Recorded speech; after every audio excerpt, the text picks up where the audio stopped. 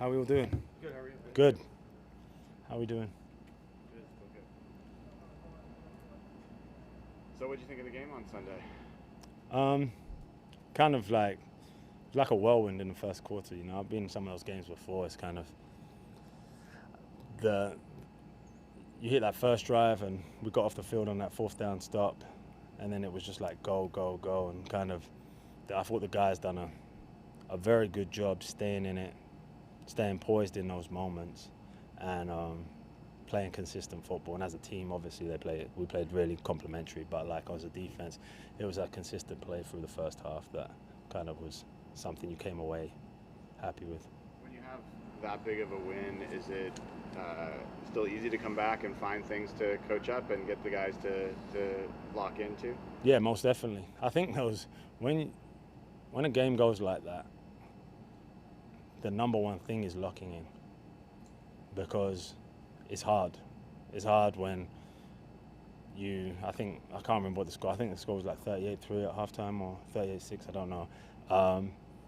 But making sure you come out, how important the first drive is, how important, because every drive then becomes for the other team, they have to score. They have to and just managing those and understand that, because I feel in those situations at times I've been on teams and been around situations where you lose focus and you make those tiny little errors or mistakes, or we might be soft in certain things that we do. It's like being brave enough to still press, still step on the gas. And I thought there was in the kind of middle of the third quarter onwards, they've done a great job of that. We heard Ernest say after the game, say that we're going to be a hard team to run against. The numbers say you have this year. What do you like about what you've seen out of your run defense so far? That everyone owns their role. I think that's the number one thing. When you play a run defense, it's a grimy game, you know, especially sometimes you do it from a split safety shell, as we do. And there's a couple of players that have to have very hard downs. And you see there's probably 4 plays this year where Leo splits a double team, grabs a running back, and tackles him in the backfield. When people own their roles like that, you can be a good run team. But I think the thing about as we grow is understanding we have to do this down after down, week after week, and just for us, I think the guys, this is what we say to them, and they're starting to say it themselves. It's the consistency of play is something you can't get ahead of yourself. We have to win this week, you know. The way that the secondary sort of managed having some different people in some different roles the last couple of weeks, I guess what's been kind of most impressive to you or stood out about that? I think it goes from Mike's message, you know, Mike talks about can people play their best football with us, you know? And so when a guy comes in, it's coaches, how do we develop this guy? How do we get him up to speed?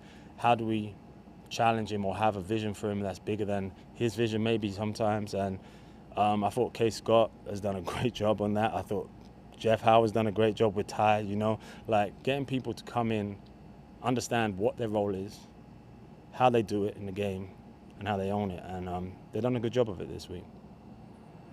When you have a guy like Darian Kendrick come in and get a couple interceptions in a couple games, would have wanted a couple more, and then you potentially get back some reinforcements. How do you manage that with guys and manage the change in the defense? Yeah, I think it's the same thing you ask me, not you personally, but you guys ask a lot every week. Is this is a game where competition should be at its highest. I think if a defense is going to play very well, every position needs to be challenged.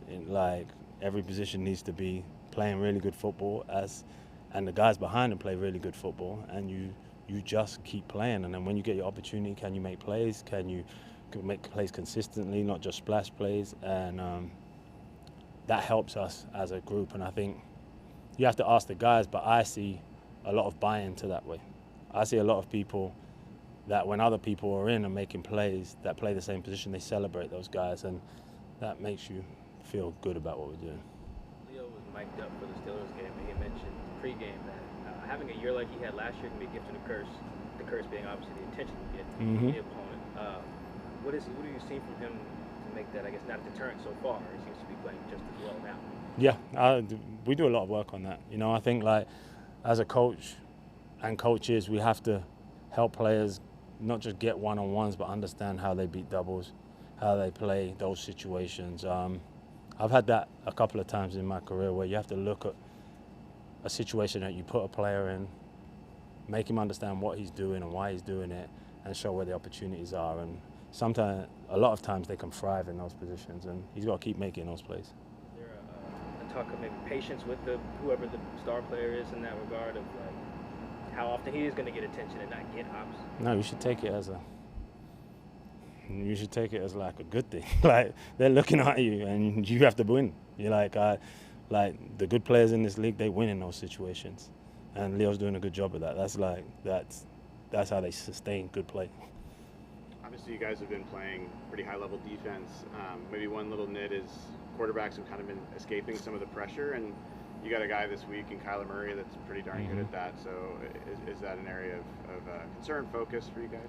Yeah, it's a concern. It's not. I would say not concern. I would say it's an area of growth that we have to do, and a lot of that's on me. So, like, personally, I've got to communicate better. I've got to get us to understand how we rush in certain situations. It's not like it's happening all the time. It happens at certain times, and I've got to do a better job of teaching the guys. We're actually going through that over there, of making sure we understand what situation is, how we're communicating that, and how we're moving forward. What have you seen out of Uchenna these last couple of weeks?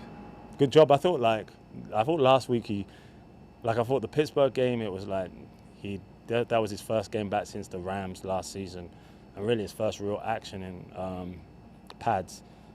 And obviously you're going to be a little tentative, and I think you have to talk to him about that experience. But I was kind of excited by it because I saw he still can pop out of his hips, he can do certain things. And then I thought last week there was a couple of third downs he really flashed. So I think just like last year, I thought he came back. I can't remember, did he come in Green Bay or Arizona? And then by the time we got to the Vikings game, I felt he was rolling, so he's going to get there.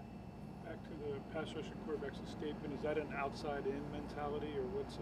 It's just owning your rush lanes, understanding who covers who, where the levels that we play at, and it's, I would say 70% of it is what's on a piece of paper. There is 30% of it is that they feel off each other, because once the ball's snapped and you're in the right places, it's sometimes hard to locate a person in a pocket. And some people have a great talent for that. You see, they finish, that's where the production goes up. And it's just understanding how you learn to play off each other and how you learn in those moments what the guy normally does, because people have patterns of kind of movement, and we just learn that. We watch a lot of film. With the way your edge guys are playing, does it just feel like a matter of time before the sacks start coming? Yeah, I think there's little things. I think there's some technical things that we can work on, but I do think it is a matter of time. I thought Boye, there was one where I thought he had a sack on Sunday, and it just flipped it out to Kamara. I think you got to keep doing it, and you've got to hone in on a couple of things, but you can't chase that production. These guys are creating pressure. They're having quick wins, especially Boye, and that's what we preach. So we learn to cover him, we learn to be on our lines, and I think we'll end up where we need to be. Why is Boye in particular so good at the quick wins? He's just his lateral quickness, his foot speed.